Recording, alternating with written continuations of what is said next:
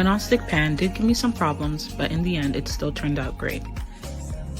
I did add some Boursin cheese at the bottom just to give it a nice creamier texture, and I loved it. I added the chopped chives on top as well. I managed to cook the eggs all the way through, and even though the rolling did give me some problems because my eggs were fully cooked, it still turned out amazing. Look at those layers, come on now. I enjoyed this French omelette with some oat and honey toast and some saltfish bake.